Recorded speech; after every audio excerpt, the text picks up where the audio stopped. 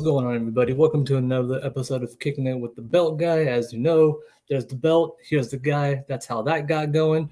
But today, like every other day, it's never about me. It's about who I'm lucky enough to have as a guest on. Today, I have New York Giant fangirl from TikTok, from Instagram, from Twitter, all her social media. You might even caught her recent episode with Pat Trainer. She's done an episode recently with OG Bobby Johnson, the offensive line coach. So she's doing great things, but I'm going to let her tell you about her, not so much. So let's bring on Adrianna. Hello, thank you for having me. No, thank you. Pleasure's always mine. So happy to have you here. So I just gave you a little quick intro, right? But this is really about you. Go ahead and tell us a little bit about yourself. New York Giants fangirl, where does that come from? How do you end up here today? So I have been a Giants fan my whole life. I would say one of the most common questions that I get is how did I end up being a Giants fan and how did I end up like this involved in it? And the best answer that I have for that is I grew up in northern New Jersey and my grandfather was a season ticket holder for the Giants. So everyone in my family is a Giants family. There were no Jets fans, which luckily for all of us, we ended up as Giants fans. And it's been like that my whole life. I went to some of the games with my grandpa back at Giant Stadium. Unfortunately, when they turned it over to MetLife and the PSLs came out, he gave up his season tickets. But, I have great memories with the Giants. If I wasn't at a game on Sundays, I was at my Nana's house and she was making pasta and we were waiting for my grandpa to get home and we were all going to sit and eat together and recap the game and everything like that. So, been a Giants fan forever. I spent 4 years in college in South Carolina, which I did. Nice. Yeah, it was fun. It was different. Where'd you go to school, if you don't mind me asking? University of South Carolina. So Nice. So you went to yep. So now what was that like going from where are you from in Jersey? Are you from New Jersey, just to be direct? Are you yes, from where I'm are you from in Jersey? Bergen County, a town called Ramsey. Okay, I'm aware of Ramsey, and I'm from Jersey City, so familiar with up Okay. north. So Bergen County, you're from Ramsey. How do we end up at South Carolina for school? So I was and I still very much am this person that I like live in the present and I'm not worried about the future. So when I was in high school, I was like, well, I was a decent student, like a B student. I didn't excel on my SATs or ACTs. I would say I was like a normal student, but I knew that when I came home from college, I was going to end up in New York City. So I immediately ruled out the tri-state area for college because I grew up in New Jersey. I spent my whole life there and I knew that I was never going to be a Southerner. So I was like, I just want to do something different. And I want to be a Southerner. I don't want to offend anyone, but the South is not for me. Sure. It's a beautiful place, but it's not for me long term. So I really just wanted something different. And I loved football. I grew up playing football, not playing. I grew up watching football. I was a cheerleader throughout high school. I cheered competitively. So when I was looking at schools, I really just looked at Maryland down. And my family took a vacation to Isle of Palms outside of Charleston in South Carolina. And when we were there, we saw College of Charleston and we went to University of South Carolina. And when I saw USC, I said, forget it. This is where I'm going. It had the campus feel that I knew that I wanted. I didn't really want to be in the heart of the city, which is why I totally ruled out New York. But I wanted like the college experience, like the things that you see in movies, right? Like the green lawns and the beautiful campuses and the brick buildings and the whole thing. So I really was just thinking like, well, I'm going to college and it's going to be fun. So I'm going to go to a school that has big football, SEC football team. The tailgates were out of control, big frat parties, the whole thing. Sure. And, I knew that I'd be able to travel around the Southeast a little bit. So I was one of two people of my high school that ended up going there. I was one of the, first people who ever applied there. And now literally everyone goes there. So not to say I'm a trendsetter, but like maybe I am. You paved the way a little bit, right? You open up some doors for people. A little bit. But part of the reason also why I went there is because they were 40% out of state at the time. And I felt like, okay, well, I know going to college is a big thing. Every single one of my high school friends stayed locally. I had two friends who went to Ohio and the rest of them were tri-state, Pennsylvania, local. So I was hoping like the reason why I liked the out of state thing was like, okay, I'm going to meet some people who are in the same shoes that I'm in, we're going to experience the culture change together. You know, different part of your life, anywhere between 17 and 19, depending on your age range. Go out and kind of more explore than live, like you said, the local life, right? Let me take this time in my phase in my life to do a little bit something different, see what's out there. Yes, exactly. And I mean, I loved it. I had a great experience. I had good times. I had bad times, like I'm sure we all did in college. But it was fun. So without aging you, because I don't want to do this to you, what was the time? Because I'm trying to think, what was the Giants' life like when you were in college? Like, how bad was it? How decent? What years were you in? When did you graduate? I guess. You know what? I picked, and as happy as I am that I went there, I met my husband there. So we always say that, like, And you that's know, the we're biggest lucky thing we're ever, there right? this That's the time. win. And if people can't tell, she keeps waving this rock every time she brings her hand up. So we can just go ahead. Let's see that. I'm No, telling you I'm that I messing with talk with you. my hands. No. I'm joking with you, but no, absolutely amazing. You met your husband there, big milestone. But when did you graduate? I picked the worst time to go. I was there from 2008 to 2012. Yeah, so you okay? Yeah. So So I was home I for the got a Super Bowl. I handful of mean, years thank on. God I Yeah. was So home all right, so for the Super Bowl. you were like, I'm excited when I get down there because I'm on the cusp. We're a thing now. And then But I didn't think about it because I went down there, and then on Sundays I'm like going to watch football, and it's the Panthers and Tampa. And yeah, I'm like, what the hell you're is out of this? state, out of region, out of everything. Like everyone doesn't watch the Giants. Oh, Right. okay. But was funny is that I ended up hanging out with a lot of Northerners, and I had Southern friends too. But one of my best friends is from South Carolina, but most of them were from, probably Maryland and above. So they were all Pats fans, or they were, Giants or Jets or whatever. My Sure. husband is a Pats fan, unfortunately. No, but So that's good for you. You forever dominate that relationship when it comes to sports. That's great for you. You can never lose that argument.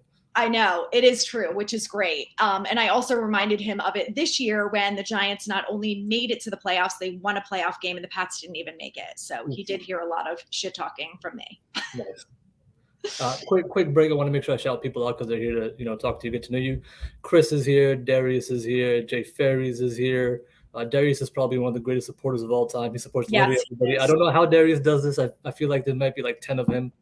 Um, Mark is here. Mark Thompson's here. Mark B is here. And people here just always grateful for everybody's support. Everybody shouting out Adrianna too to say hello. But we're going to just continue to get to know her. For anyone who's caught up, while we're still going, throw some questions in the chat. And as Darius says, well, she answers every question on her IG Live, so she knows what it is. So as you guys are going through, if you have any questions, current, whatever the case is, throw them out there. So again, we want to get to know Adrianna. And Darius, right now, I just read that for a brief moment, you are a Jets fan. We need to talk a lot. But I'm gonna let Adrianna get back to her story here, where again, college path is she goes down there. Not a great time as a Giants fan, coming off a little bit of a high. She's down there. While you're down there, you step out. Let me go catch a Giants game. That's not happening because I'm surrounded by other things. Mm-hmm. What was happening? Were you a diehard of how do I figure out how to watch Giants fans, or do I just now assimilate and watch something? What was happening for you?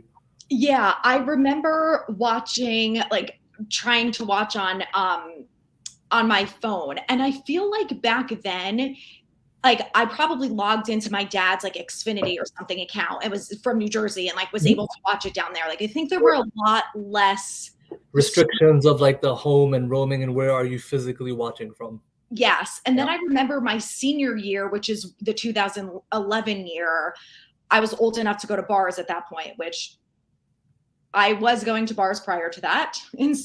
In 5 Points, if you've been to University of South Carolina, they're not all that strict. But I wasn't like on a Sunday going to a bar to watch a football game until senior year. So when they were good, that's when I was going to bars locally and was trying to catch the games if I couldn't watch it at home. And then my cousin, who ended up moving to Charleston, also grew up in New Jersey. She came to visit me. We would rotate. So she was living in Charleston at the time. So I would go visit her on the weekends when it was hot and there were away South Carolina games. Like I'd go, we'd hang out at the beach, whatever.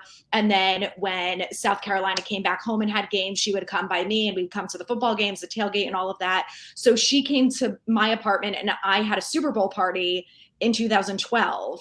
And I remember my roommates were from Pennsylvania at the time. So it was us, them, we might have had a couple Pats fans there.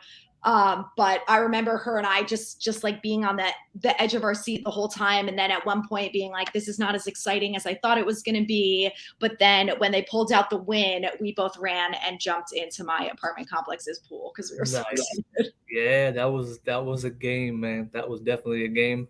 Both of those were, but that second one with that throw to Manningham, I think Oh, again, I continuously say it's the best pure skill football throw in Super Bowl history. You could take me to the bank on that for everybody who disagrees, but it is. It was pure skill. There was no luck involved in any of that from throw to catch. no, Loved it. it was Loved perfect it. on both sides. So now you're leaving college on a big high. So big win, good experience there. Because for those years, I mean, they were just good. So your college experience, you get to talk smack. Everyone kind of just shrugs their shoulder because you get to do that. Yeah. So college finishes. What's your next step in life? Where do we go after college? Graduates. You can share what you studied if you'd like to. What did you actually end up doing while you were down there? So I studied public relations in the journalism school, and I graduated in 2012, moved back home, tried to get a job in PR. I had like 3 or 4 internships under my belt, thought I wasn't going to have any issues, and it turns out that, I don't know, PR is very challenging, I guess, to get an entry level job in. So I ended up working for a marketing, print, graphic design agency in New Jersey. So Okay. I had student debt at the time. So I moved back home with my parents for about a year and a half, commuted to Morristown, paid down my loans, and then said, I got to get the hell out of here. Hmm. So then I moved into Brooklyn, and I was in the city for a few years. I went between East Williamsburg, and then to the Upper East Side for almost 4 years. And I was working a 9 to 5. It was absolutely bored to tears, and was like, I am only 24. If this is what I'm going to do for the rest of my life, I'm going to jump off a building. Like, this is horrific. So Fair I enough. needed That nice little adult reality of what life is like now.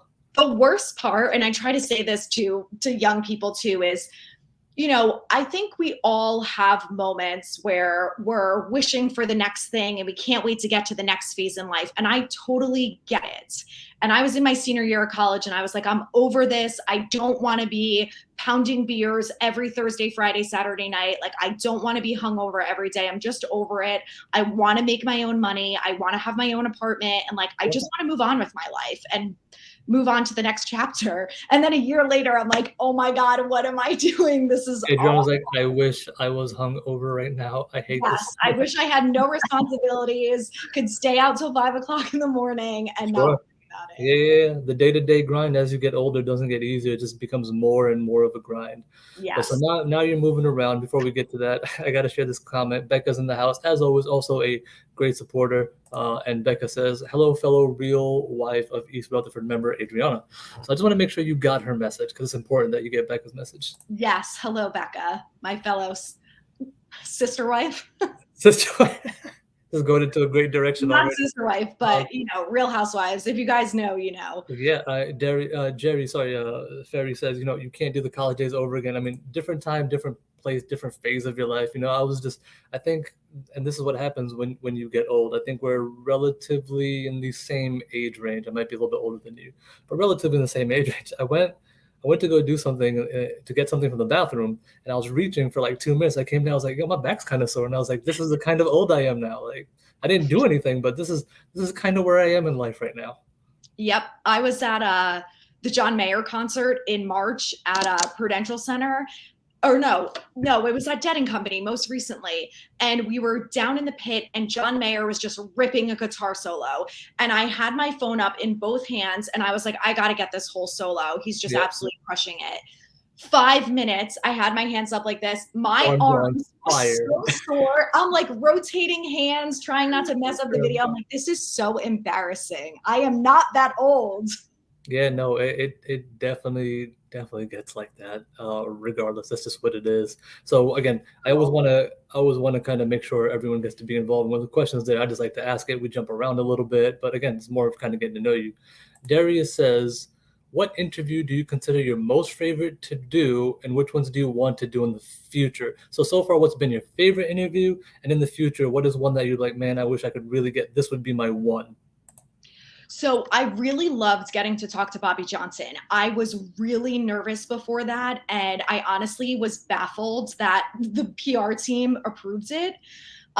Because, I'm not license plate guy. I'm Yeah, not, one of these people who've been doing it forever and whatever. I'm not a beat writer. I don't have the experience that all these people have. And, you know, I had Mike Greenberg on the show, and he was so wonderful. And afterwards, he said to me, he said, I've done a lot of these, and there are people who are good at it and people who are not so good at it.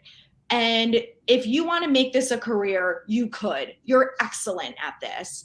And to hear that from someone like Mike Greenberg, I was like, okay, maybe I need to give myself a little bit of credit. Like, I think I'm always probably still going to feel a little bit nervous and feel like, with someone like Bobby Johnson, like, I've never played offensive line. I'm sure. not, a football analyst. Like, I don't know all of the specifics of every position and the qualities that, every offensive lineman needs to have in order to make them, an Andrew Thomas level player. So there's a little bit of that I think comes with interviewing either a player or a coach. So I was really nervous going into it. And then I also had, a time limit. So I wanted to be very aware of the time limit, very cautious and all of that. And as soon as I got on with Bobby, he was the most chill, relaxed. He was like, we can go as long as you want, ask whatever you want to ask. Like, I'll be really open, whatever. And I mean, I felt like it went well, but sometimes you come out of an interview and you're like, I nailed Really it. great. If you haven't seen it, that's how I actually stumbled across even your stuff, was that actual interview. And I was like, Okay. hey, I don't know who this person is, and that's why I reached out to you. I was like, this was really good, because again, I'm also trying to learn other people in the community, other people doing things. I'm fascinated how more or less regular individuals are like, this is what I love, and I want to go do stuff with it. So I'm curious how they go about that lifestyle in that way. So doing interviews, whether you're doing them for people of notoriety or just anybody, can be, I don't want to say, daunting, but there's always some little bit of, I hope I don't mess this up. I hope, all those little things happen. So I'm sure that felt a lot of weight. But if you haven't seen the OG Bobby Johnson interview, great, great stuff. Love that interview. It was a good one. Yeah, not to toot my own horn, but I got really good feedback on it. And one of the things that I really appreciated, and this is something that I have worked on as I've gotten older, is not cutting people off and letting them speak. And there was a lot of comments on YouTube that I was surprised, because I didn't realize that people were taking notice of. That was that I really just let him talk and let him finish his sentences, and I didn't interrupt him, and I let him, kind of say whatever he wanted to say. And the fact that people were like, no, that was amazing, and like you weren't interrupting him and trying to fish for whatever, I was like, oh, okay, maybe I'm like not that bad at this. Well, some people can naturally do it. Like you said, you've already gotten the feedback. So again, really, really good at interview. So maybe that's part of your natural feedback that, hey, you know what, maybe I am good at what I do. So on that secondary, who's the ideal, or who's the I need the next interview? So there are so many, but for me, it's got to be Eli Manning. I really grew up during his tenure with the Giants. Like, when I was watching the Giants, he was the quarterback. That's what I knew the most. He came in when I was 14, which was probably at the point when I really started to get a grasp of it, and everything like that, having never played football myself. So I just really admire the way that he always handled himself on and off the field. And we have seen a lot of players in the NFL, and it doesn't go like that for a lot of people. And it's one of the things that I really admire about Jones. And, people can say whatever they want about him, and they can say he's a carbon copy of Eli and whatever, but he has some of Eli's best characteristics that you want in a quarterback. And those are the things that I would want to talk to Eli about, is how did you maintain composing those Super Bowls? How are you not? And maybe he was like, I'm under the gun. I can't mess this up. I have to nail the throw, whatever. But, those are the types of things, like, I would just love to get in his head and find out. And also, I need to hear more about his relationship growing up with Peyton and Cooper, because I can just imagine that house was absolute chaos, and that they have some amazing stories. I would believe so too with boys. I've got two boys, so I'm sure three was a whole different world. I grew up with three brothers, so I Oh, can wow. So attest to there you go. You got a little bit of in you that you know how it goes. So we had last year. We're kind of in a dead space in July. Where is your head at right now with the team as far as how do I feel about things? What keeps you up at night where this is still a big problem? What kind of puts a little bit of smile or excitement on your face? Where are you kind of just on the state of the team? So overall, I'm really excited about this team. I feel like this offseason we made a lot of good moves and I feel like we're in a good place. Now, I also feel like there's probably a lot of question marks. Like one position that we can probably talk about until we're blue in the face is linebacker. And when we signed Bobby Okereke, overall excitement. I'm like, yes, we got a veteran linebacker in here. He is going to come out here and he is going to kill it and he's going to help stop the run. And then, you hear about Gerard Davis getting injured and him probably going to be out. And I know that he's not Bobby Okereke, but he's a decent depth piece. And just to lose the depth there makes me a little bit concerned. So I would say overall, that position is probably the biggest question mark for me because we know Bobby Okereke is number one. But I think there's still a lot of questions around Micah McFadden, around Darian Beavers, and I have a lot of faith in both of those guys. I think Beavers is going to make a big step forward this year, but until they get out on the field, we don't really know. And like week one, we're going against the Cowboys. Are they going to be able to stop Pollard if he's able to play? Are they going to be able to stop Vaughn? That was one of our weakest links last year. And like, I just cannot handle another year of us getting destroyed by running backs. Yeah, that was hard. We got gashed a lot, and then you had the whole, well, it's because you took the starters off. But like, listen, when Cat was in there and Dex were in there, we were still getting gashed. So it really wasn't like a one-person scenario. It was a front scenario where we just couldn't stop the run for weeks upon end. I think maybe 3 weeks we had good weeks out of the whole season. So that part, I can see why that keeps you up. What puts a smile on your face? Where's the excitement about? You know what? This specific thing. It could be a scheme, it could be a player, it could be just a vibe, right? What's the one thing that's got you excited about the season particularly? It's got to be the tight ends.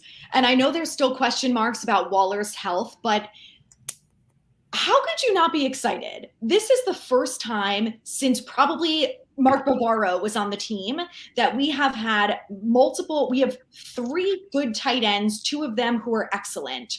And Bellinger put on some guns. He's going to be amazing at blocking this year. Waller is just going to be a superstar. Like I'm trying to feel optimistic that he is going to stay healthy. But, we're finally going to see some two tight end sets, which we haven't seen in a long time.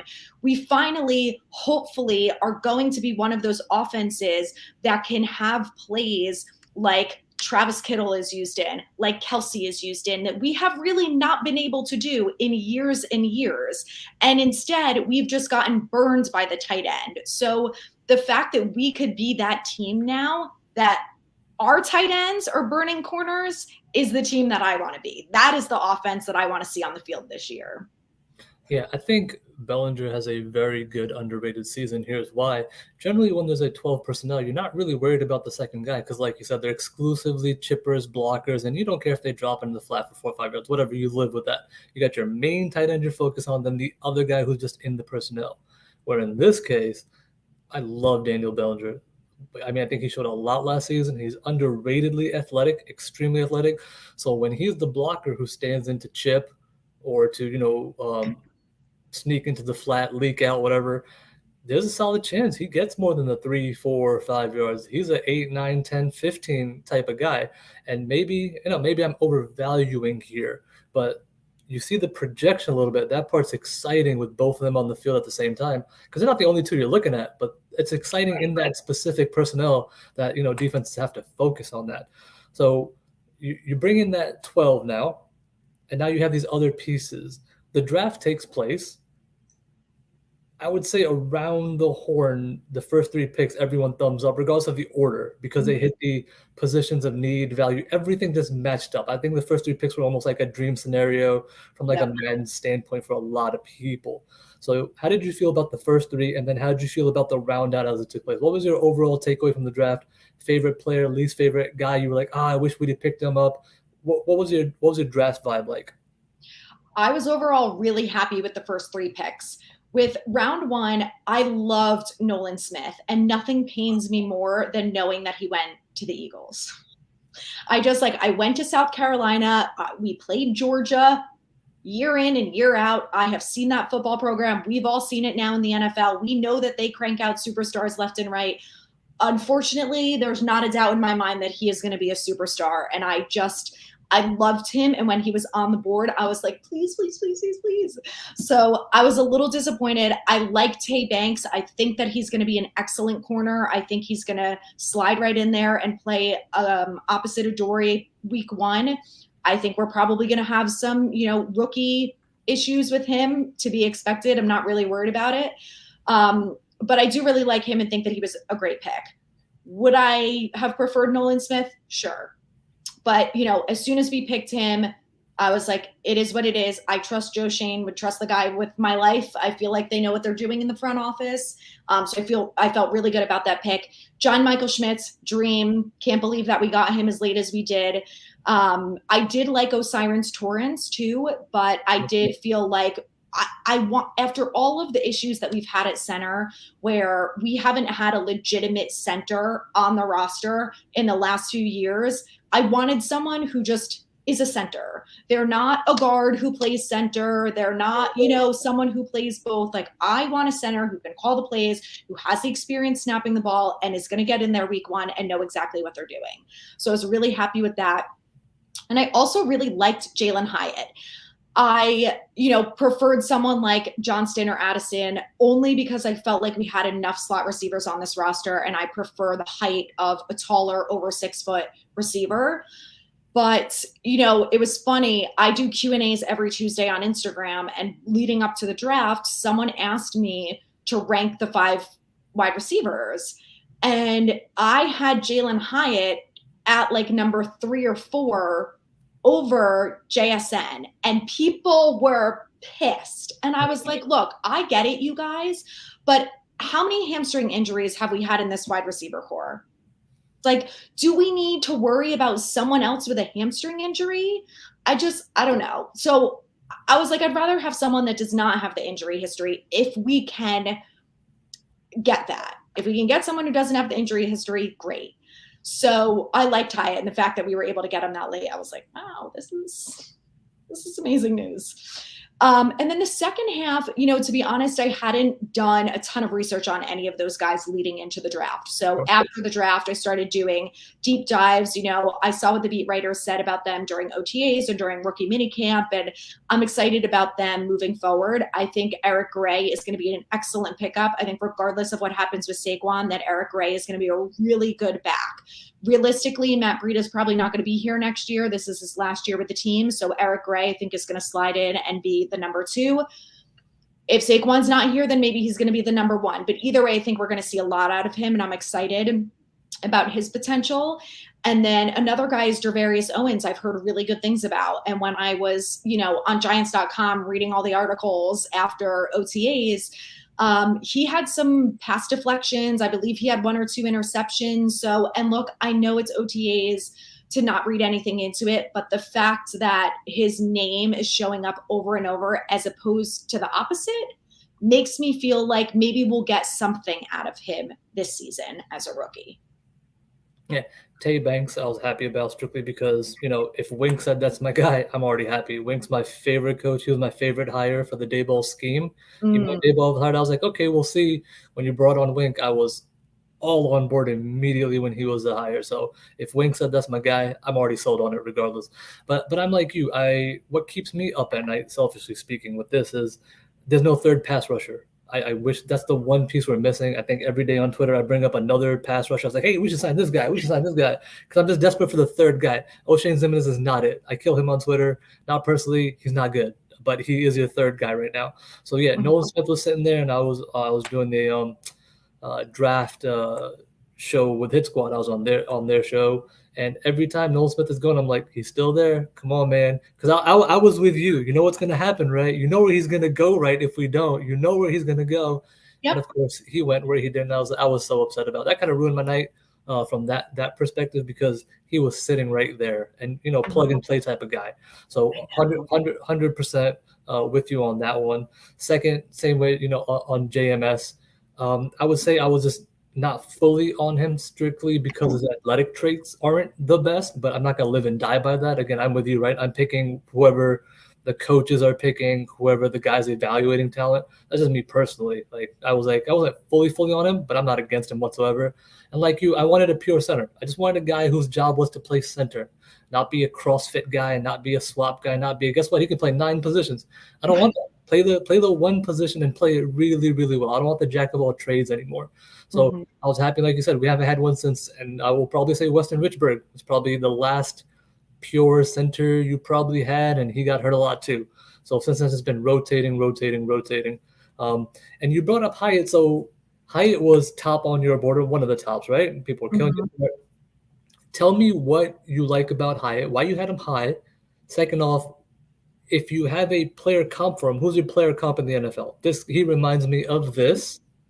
And then how do you, and that's a 3-part question, I'm sorry. The third part is, how do you see him being brought along? Do you think day one frying pan guy, sub package guy? Where do you project or see how they want to use him? Okay, that's a good question. So I think whether or not he starts is dependent on what happens with Shep. I think we could very well see Shep start. I think Hyatt's going to be in the rotation immediately. And I think, I think he's probably going to end up being purely a slot guy. I believe he has a little bit of a history of playing the outside, but I think he just really excels in that slot position. He's a good route runner. He's fast. He's got good hands. Pretty sure he can make contested catches. I feel like we love Shep, and Shep is a good player, but maybe he could be like a Shep 2.0. I mean, hopefully without the injury history. He's reliable. And I think that, we're going to see him probably in like the short slants and kind of just see where he can go with it. But I don't know.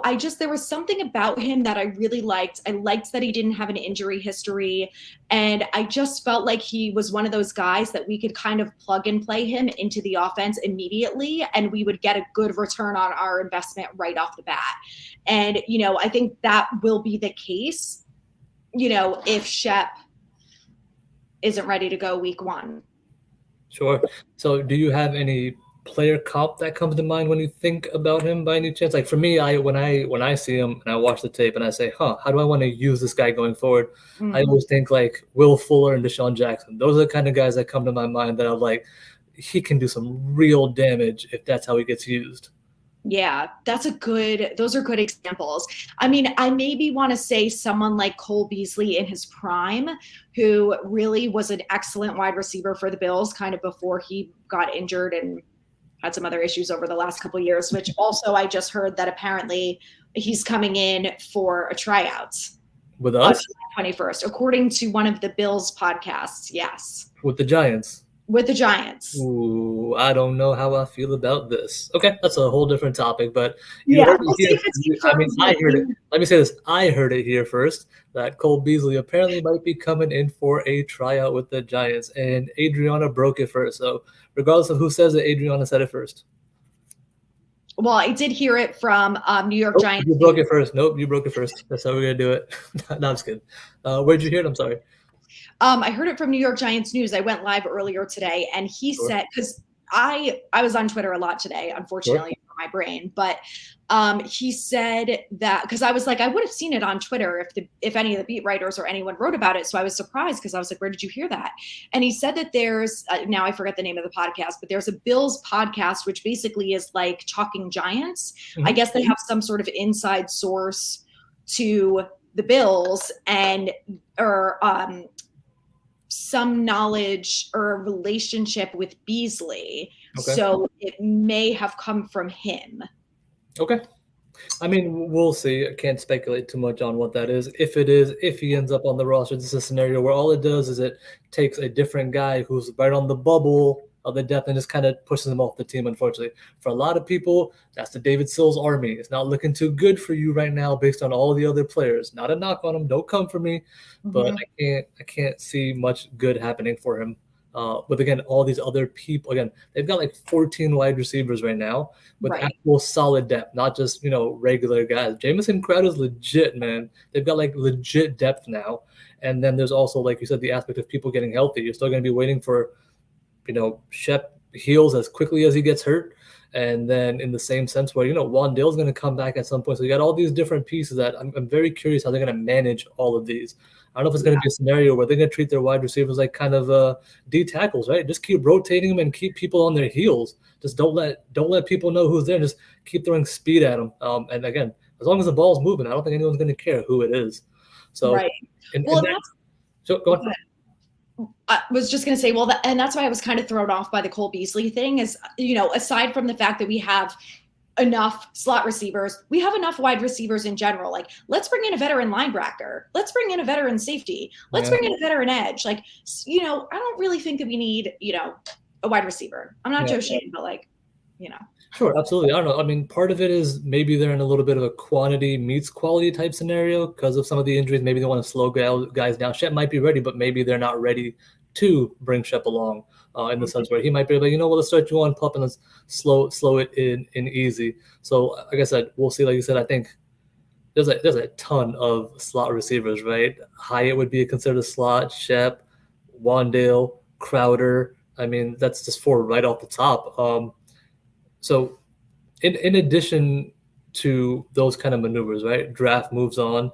Tell me a little about how you felt about free agency, right? What's been your favorite move of free agency so far? What's been your favorite? Why didn't we do this move of free agency?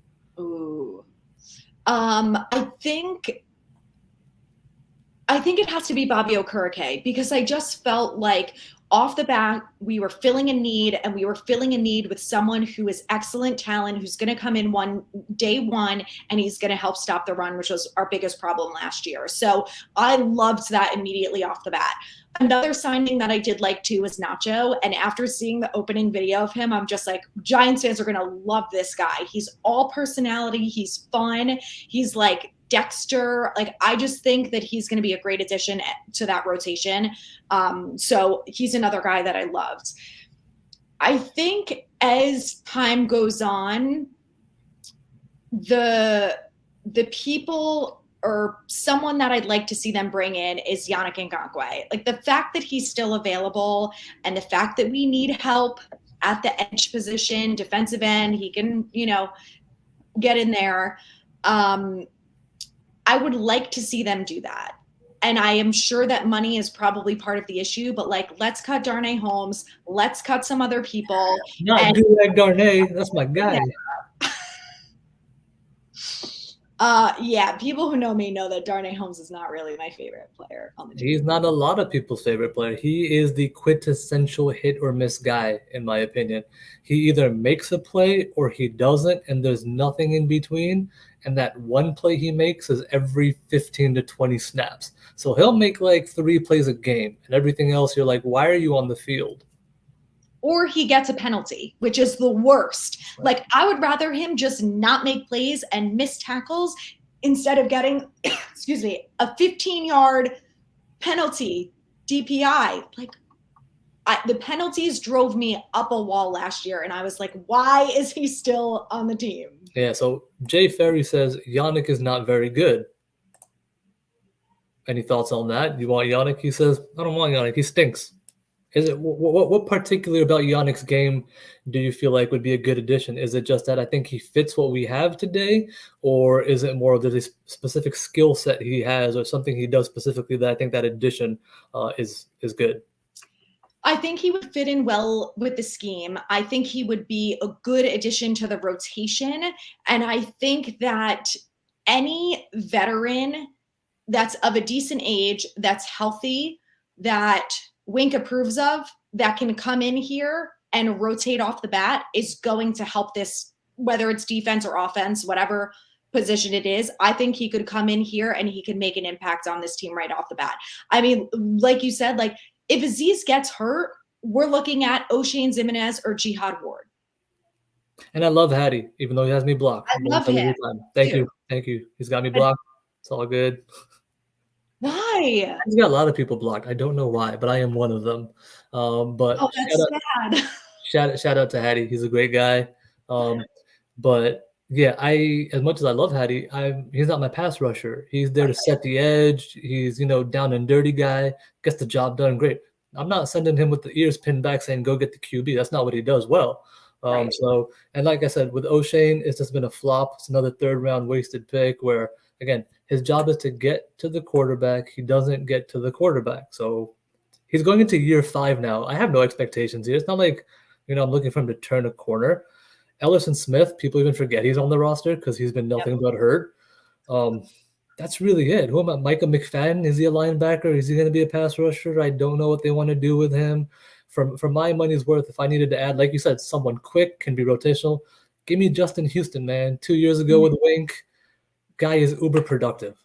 At this age, still uber productive, still gets pressure. His job was strictly to just be a pure pass rusher, 3rd down guy. You don't take your time. You're a vet. Teach the young boys if you want, but really, really go in and get after the quarterback. That's kind of the guy I'd like to go for. Yeah, I would like him too. Yeah. So now you're seeing some of the shape take place, right? OTAs, a little bit of dead time. Let's talk about some of the not so great things and not so happy things that are going on right now, right? So one of them, we know, and you mentioned this earlier, so I'll bring it up again. Gerard Davis was kind of in the running for potential, right? He played, I think, about 3 games. He did well for those 3 games. So you're like, okay, has a little bit of potential. Let's see what happens. But now he's kind of out. So the iron sharpening the iron part gets a little bit lower just because he's not able to participate. So in this case, there's like a Miles Jack still out there, still coming off 100 tackles, right? Something you can add up over there. And then you have pieces such as what's going to happen in the secondary now. Julian Love left, which, I mean, very, very productive, but potentially replaceable. What's going to happen with your Xavier McKinney? He's a guy who's now going into a contract year, has had 1 really good season, 2 injury-based seasons, 1 a freak accident, 1 I believe his rookie year was his ankle or his leg. I don't recall. I remember he missed like 10 or 11 games in his rookie year from being hurt. What's going to happen with Xavier McKinney? Where is Xavier McKinney in the scheme? Where is he going forward? Is he on this team past this year? What's your expectation or hope for him? I love Xavier McKinney. He was wearing the green dot this year. I think that says a lot. I think the way that the Giants handled the freak accident last year shows a lot about the trust and, the love that they have for him as a person and a player. I think he's going nowhere. And I think that's one of the reasons why they really didn't fight that much with Julian Love, because they knew that McKinney's going into a contract year and they just were not willing to pay 2 safeties, which is completely fair.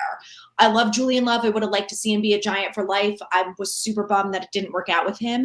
But I think we can agree that Xavier is overall probably going to be more worth the money long-term as the safety. So I think we're going to see a big year out of him. I, am going to take the bet that he's probably going to have a few interceptions. I feel good about what Wink is going to do with him. I'd like to see him more. I think last year when he was playing more in the box, and I just don't know if I really love that for him. So I'd rather see him do a little more cover. Look, whatever Wink wants to do works for me. I'm not a coach, so he knows more about this than I do. You might not be a coach, but like everybody else, right? You have an opinion. There's something you like that somebody specially does. I don't think having a difference of opinion from a coach makes you any difference. Just an opinion of I would like him to be used more in a specific sense. So if you say, you know what, in my opinion, I think Xavier McKinney playing more cover 1 of the free safety would probably add a little bit more value. There's nothing wrong with that. That's true. That's what I would like to see him do more this year. And I think that if we have help from the linebackers who can help stop the run and make plays like that, then that's what we're going to see from Xavier. But obviously, because last year there wasn't really a lot of help from the linebackers, they had to do that. And I understand why Wink did that. I just hope that he doesn't have to do it again this year. And if he does, I hope that it's minimal compared to what it was last year. Sure. Again, last year you had the scenarios where I think Dane Belton was coming on strong, gets hurt, comes back, plays a little bit, gets hurt again. So that takes him out of the equation. Now you're bringing street guys, right? You saw Zion Gilbert playing meaningful snaps, which you should never see, but that was happening. We were all there and we watched it happen. We were like, oh my God, that's happening live on television. So we saw it. So those are the things we want to kind of now replace and move away from. Again, not a knock on him. You're in the league, even as like the last guy. Good for you.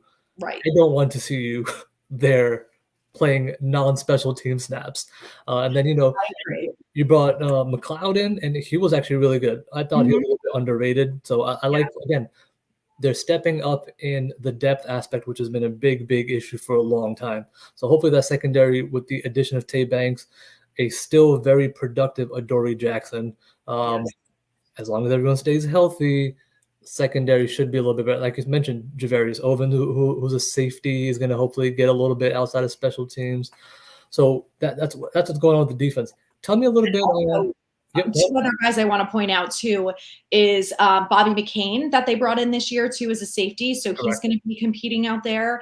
And Jason Pinnock, who played, decent last year, not amazing, but he played some pretty good snaps. So Dane Belton is a guy that I love, and I really want to see him play opposite Xavier. I hope it's the two of them that are starting. But like you said, this year I feel like the depth is there at safety, and while there may be a question mark on who gets the starter, at least we have some pretty good depth there, with which we maybe haven't had in the past. Now, if Xavier goes down, I might be a little bit concerned about the two starting safeties there. Maybe Bobby McCain is going to be a good replacement for someone like Xavier, but hopefully he stays healthy. And then there's just, the other safety that maybe we have a little question mark on. Yeah, but I'm with you. I've got high hopes for Belton. Really, really like what I saw from him.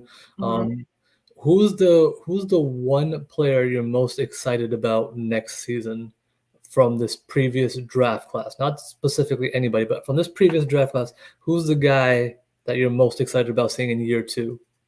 From the 2022. Oh my God. Right. There's a lot. They really nailed it with the draft last year. Like, I could name at least 3 of them, but so I'll let you have 2. How about that? Because they made a lot of picks that season. They made like 11 guys, right? So yeah. All right, so I already talked about Daniel Bellinger, so I'm going to rule him out on this, or else he would be in my top few.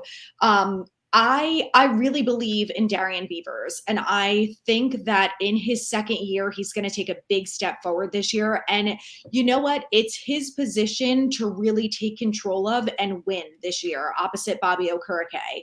So he's going into his second year with this defense. He knows the playbook. He knows the expectations from Wink. He knows the coaching staff. He dealt with an injury last year, but I think he's about at 100% now. He should be ready to go. And I really want to see him take a big step forward this year. And I just feel like I saw some good things from him last year that I just feel like he's going to be able to take it up a notch this year. And similarly is Wandale. I mean, having the best game that he's had so far and gets injured with the damn ACL. But I just feel like he's absolutely going to kill it this year. And I'm really disappointed that he's not going to be ready for week 1. It is what it is. But I feel like when he gets out there, we are going to see a massive season from him. Okay. I understand it like that. How do you feel about Evan Neal? He's another guy that I'm very excited about.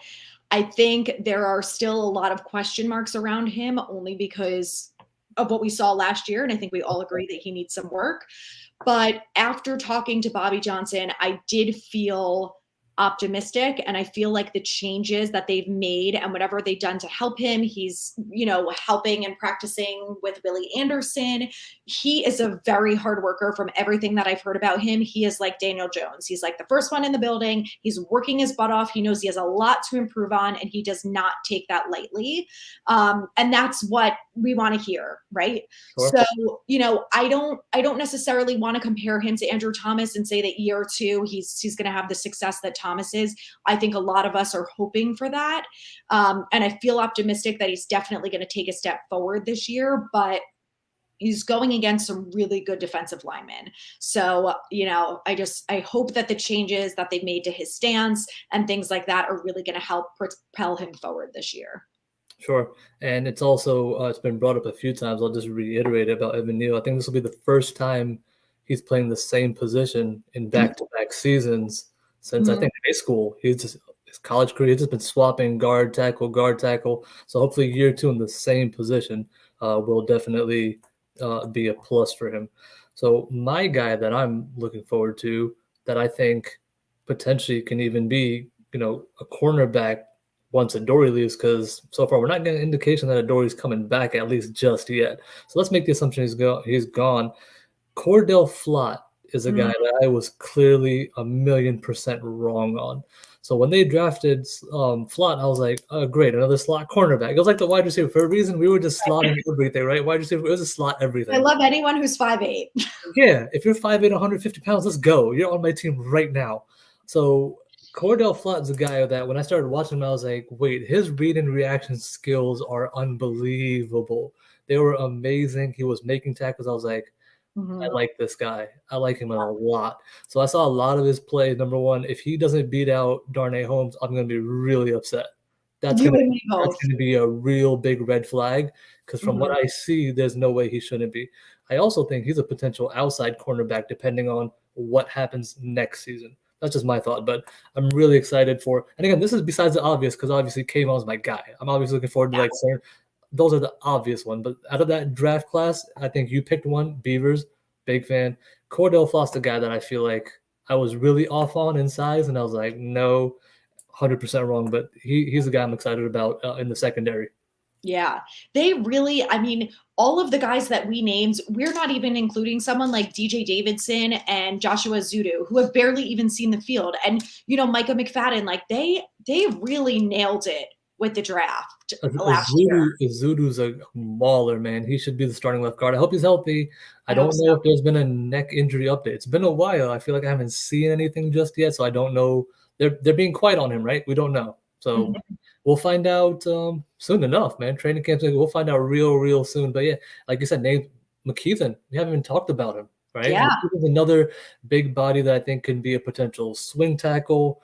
That's before they brought on Tyre Phillips. Now you have potential again elevating that depth, right? More competition, getting a little bit better. So again, like I said, that was a big draft class, but they've nailed a lot of them for sure. So Yeah. here's the $1 million question, right? Or 14 million, 13 million, 16 million. Who knows how many millions are really involved at this point? We'll never know. We might never know. What's going on with Saquon at this point? Where are you on this? It's like it's a daily grind. He tweeted today, which was great. I love it when players and agents start to tweet and then stop. It adds to our lonely days of trying to get more information.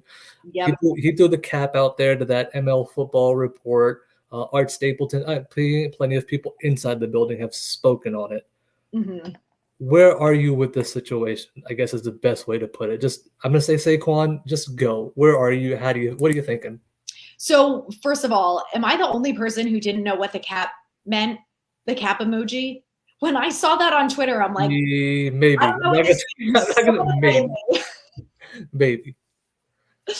So, for those of you who don't know, it means lies, or that Correct. there was some portion of the tweet that was a lie. Now, obviously, he didn't expand on which part of the tweet it Sure. was. So that's when, all these other people jumped in. So I think it's interesting that he got involved. I think at the end of the day, I think it's ridiculous that it's going to come down to the wire. I can understand why it did with Jones. They didn't have as much time to negotiate, blah, blah, blah. The fact that they offered him something at the bye week 6, 7 months, 8 months ago at this point, Hmm. and they still have not gotten a deal done is outrageous to me. Like, it's ridiculous. And with that being said, I still think it's going to come down to the wire. I still think we are not going to know anything until 3:59 p.m. on Monday. It's so frustrating, but I think he's going to sign a long-term deal. And I know he doesn't want to play on the tag. I know he wants the guaranteed money. I get it. And it's unfortunate the way that the market worked out and he got screwed over by it. I empathize with him for that. You know, his agent misread the market. So did Julian Love's. Like, they can't get it right all the time. I totally get it. The whole running back market, agents, everything just that was unexpected across the board for running backs. I don't think anyone saw this. No. And I mean, you've got guys like Zeke Elliott and Kareem Hunt and Leonard Fournette and Dalvin Cook, who are all still free agents, which is also not helping his deal. Mm-hmm. And, you know, I think part of it might be he's waiting to see what happens with Josh Jacobs, but that in turn could end up screwing him over in the long term. But I think he's too smart to sit out. So when I saw that tweet and I saw the cap, you know, I felt like there were probably a couple things in there that weren't true. And one of them being that he was going to sit out. I just think that he knows better. He's smarter than that. And he knows how it's going to affect his career. And he's not going to do it. I really don't see that being one of the scenarios that happens on Monday. He either signs the tag or he signs a deal. And I mean, I kind of hate to say this, but I think that if it's not done by Monday morning, that John Mara is getting involved. And I think he's going to say, you know, if it's $1 million more, I don't care. I'm steamrolling you guys. He's the face of our franchise. He sells tickets. He sells jerseys, blah, blah, blah, blah, blah. The Giants are nothing without Saquon. And I disagree with that. But you could make that argument. And there are plenty of fans who are making it day in and day out for the last 6 months since this has been going on. But I think that he could very well get involved with it, and they'll end up, you know, if they have to, they'll spend maybe a little bit more than they want on him and he'll sign the deal. The thing that piques my curiosity with Saquon is I think Saquon's just a really good guy. That's what I get from interviews, people around him, right? You just get that he's a really good, humble guy about the grind, all excellent. Mm-hmm. Why hasn't Saquon maybe showed a little bit of face, even though he's not practicing? Why not show up to the team a little? Now, he doesn't have to. This is not a for or against. This is just more of a curiosity thing, right? If things are going well, you want to be here, I want you here, we're reaching out. Why not come say hello a little bit? I'm not asking you to practice. You can still come say hello, see your teammates. What would be the pro or for that? Does that even hold any value? Does it even mean anything to you?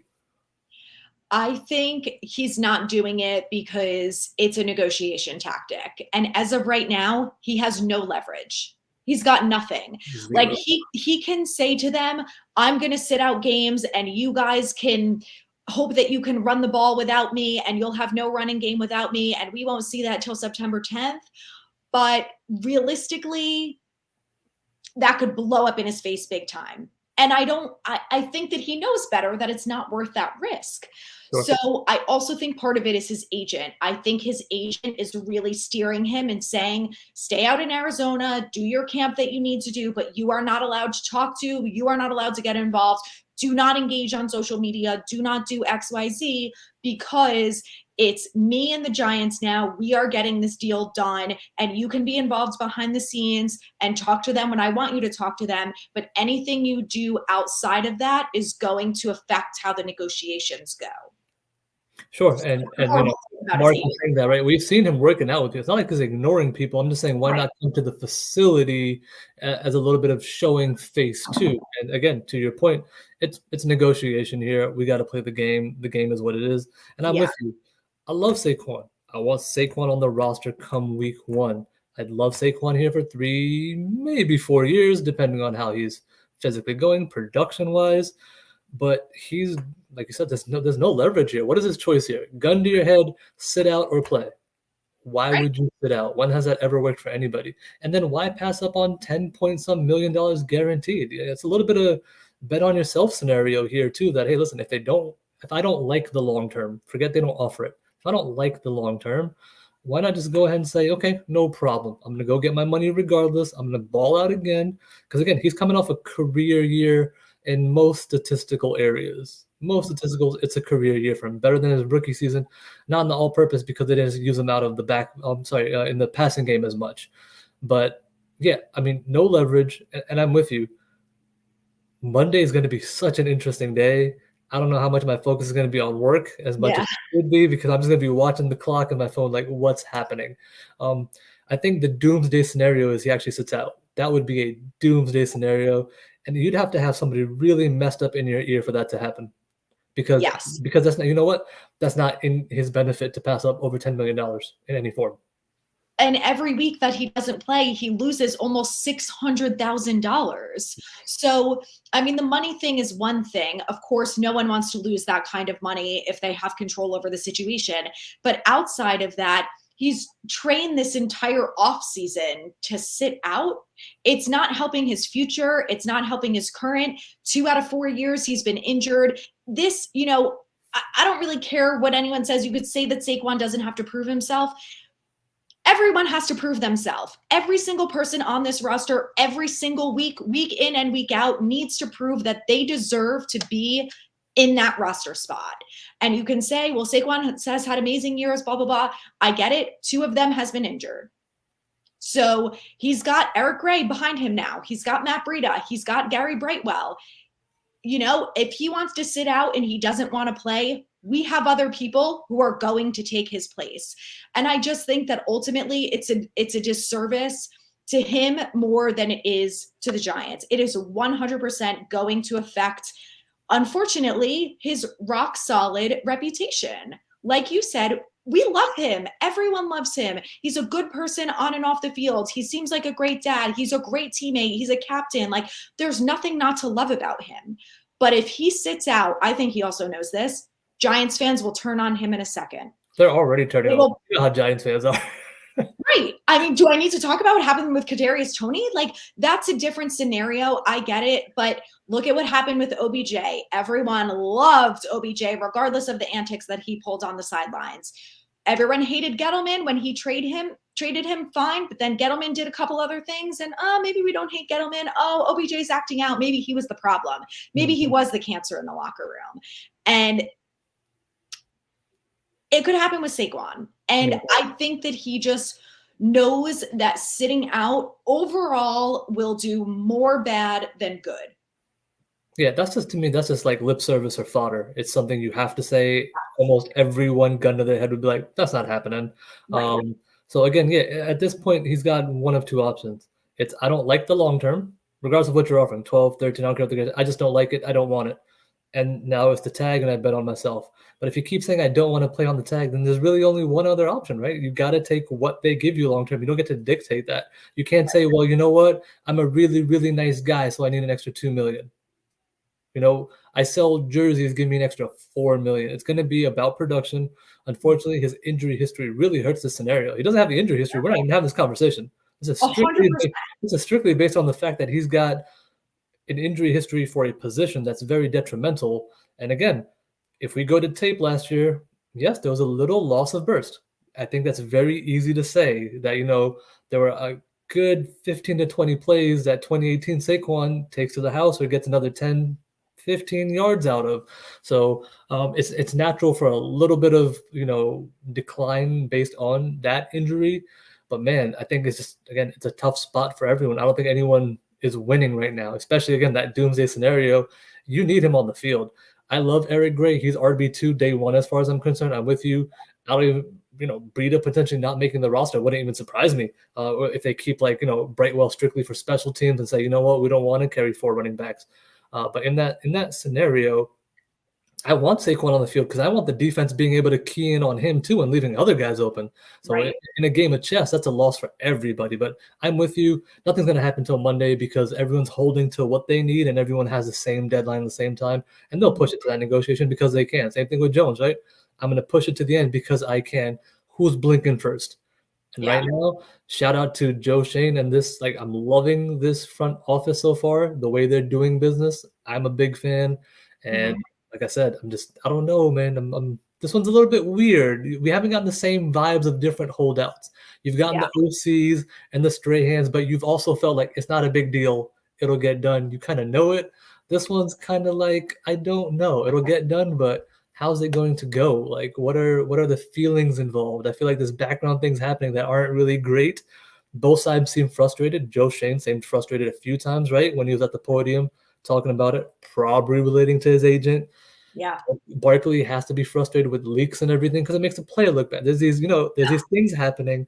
So I don't know. It's gonna be really, really interesting. Hopefully I it's agree. best case scenario because man, this one's it's gonna be a tough one. But gun to my head, week one, he's playing 3-year deal, hopefully. Let's call it 39, 40 million with like 24 guaranteed. That to me, I feel like is good enough. If the case is, give me Christian McCaffrey money, that's I'm not doing that for anybody.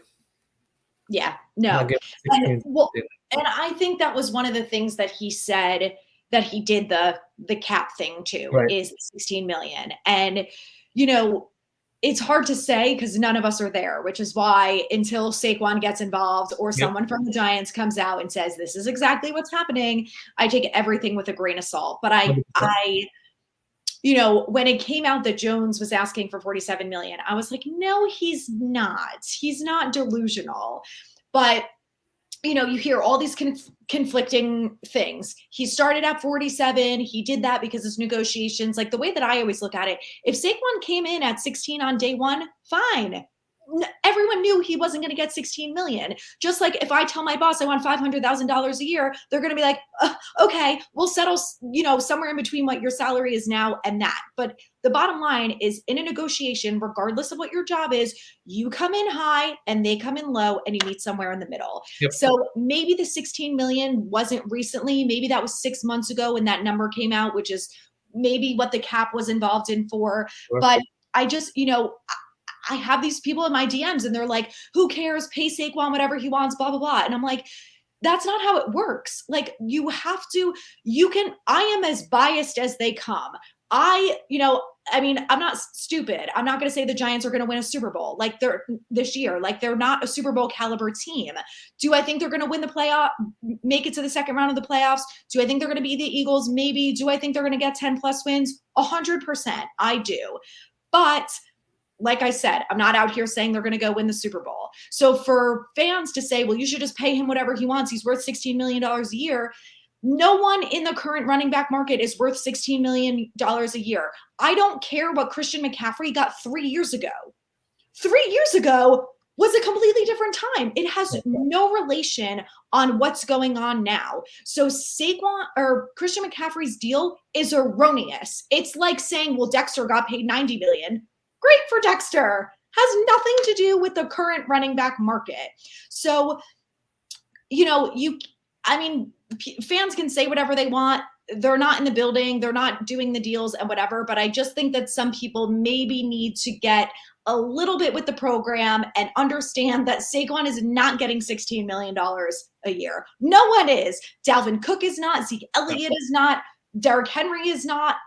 It's not happening for anyone. Christian McCaffrey is very lucky that he got that deal when he got it because it's probably never happening again for any running back. No. It's got to be between 12 and 14, 14 high, 12 probably low, and it's going to come down to the guaranteed, right? Because who really cares what the average is? That's just a thing for comparison's sake for other one. Look at this person's average. I want to give me the guaranteed. That's really the sticking point anyway, because that's your cash out.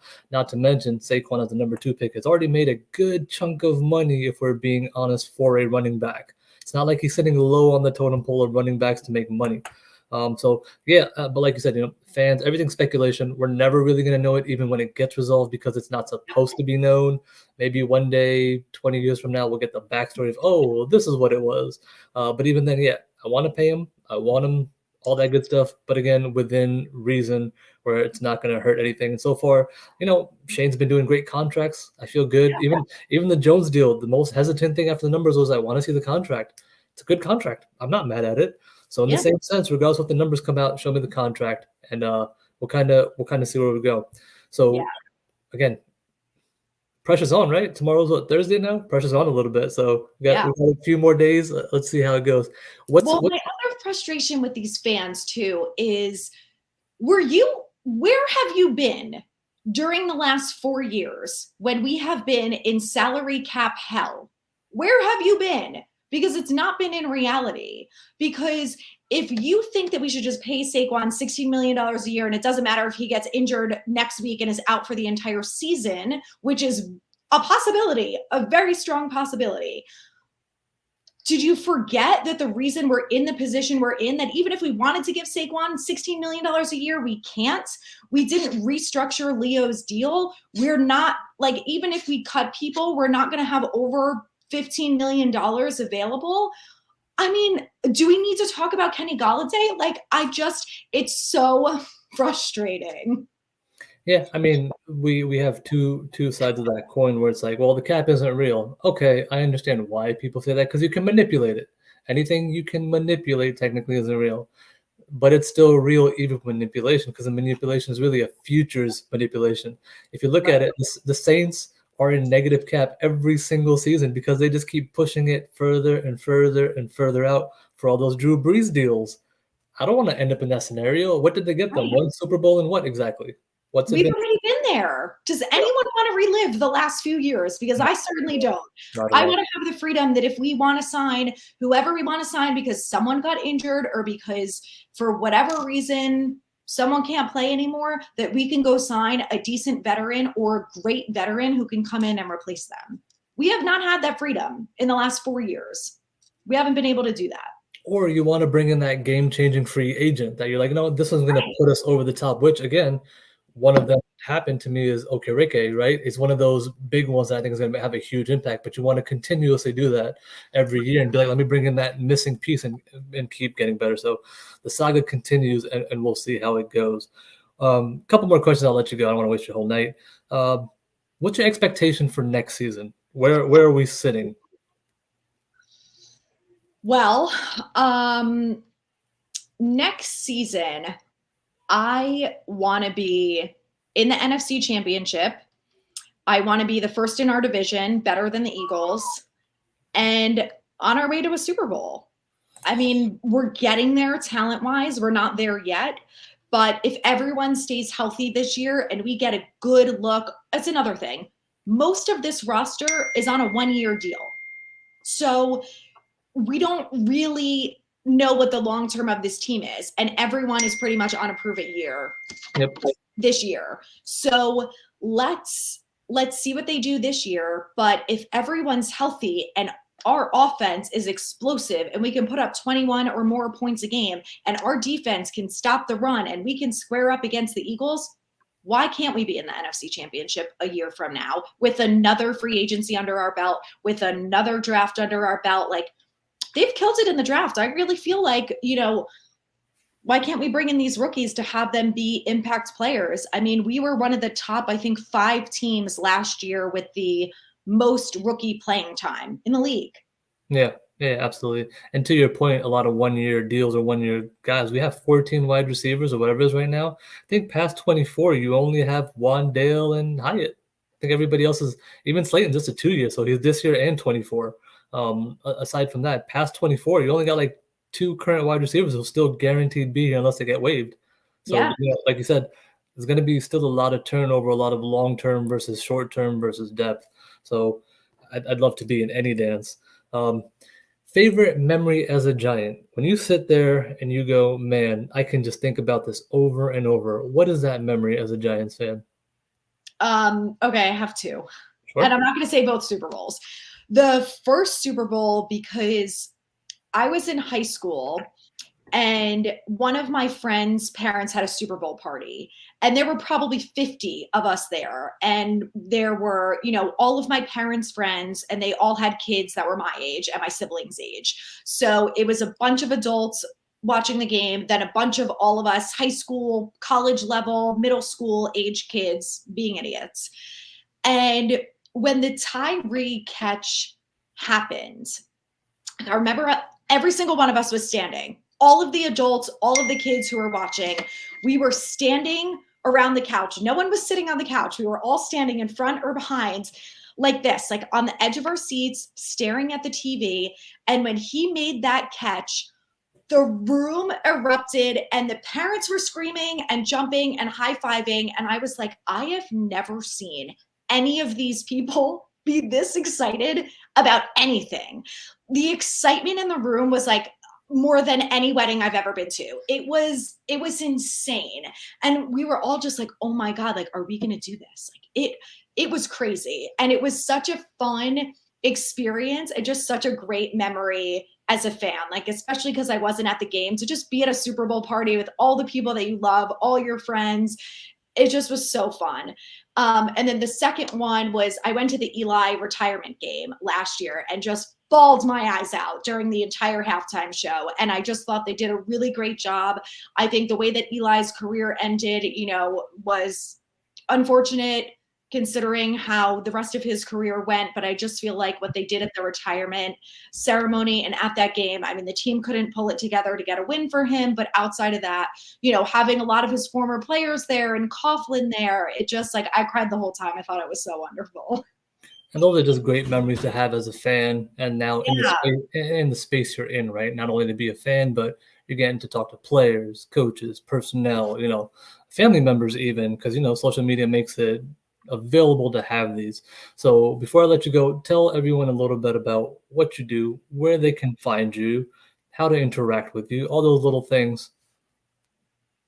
Okay, so I am on Instagram and TikTok, and my handle is at New York Giants Fangirl. And I'm pretty much on there every day. It's been a little bit quieter, while we're in the dead of the off season right now, but I post a lot on stories. I post a lot from the beat writers. So everything that you're getting from my page is either my opinion or it's factual information. I do not, you can go to my stories today and you'll see that the first story on there, I think, is me saying, don't believe everything that you read, because people were talking about, one thing that came out about Saquon, that they were at a stalemate. And then there was another thing that came out that they were moving forward. And, I am not going to speculate. I'm not in the building. I don't actually know. Neither do any of us. So, I go live once or twice a week. I love to answer people's questions. I do a Q&A every Tuesday. We can talk about what your favorite ice cream is, or we can talk about what Giants players I'm excited to see this year. I'll be at training camp. So if anyone's going to be at training camp, I will see you there. And then I also do reels. I'll do updates. So during the season, every week before the game, I do players to watch and keys to win. And then I do a podcast once a week where I recap the game. And the podcast is called Everything New York Giants, the thing behind me. And it's on Apple, Spotify, all of the places where you can get podcasts. And on TikTok, I have a little bit more fun. I made a video today playing to the whole Kadarius Toney thing. So if you're on TikTok, check out New York Giants Fangirl. We can have a little fun on there too. Excellent. Adrianna, I want to thank you so much for your time. Went a little bit over today, but I just want to thank you for your time, taking out the time, and just kind of getting to know you, your opinions, who you are, how'd you get here type scenario. And like I said, it was just a good conversation, good time. Happy to have you here. I want to thank everybody who took their time out to, just kind of catch up with us, chat a little bit with us. And to your answer about favorite ice cream, it's obviously and clearly always mint chocolate chip. That is the only answer. Everybody else is wrong. And with that, I'll definitely be in touch. And again, thank you again. And everyone have a good night. Thank you for being here. Thank you.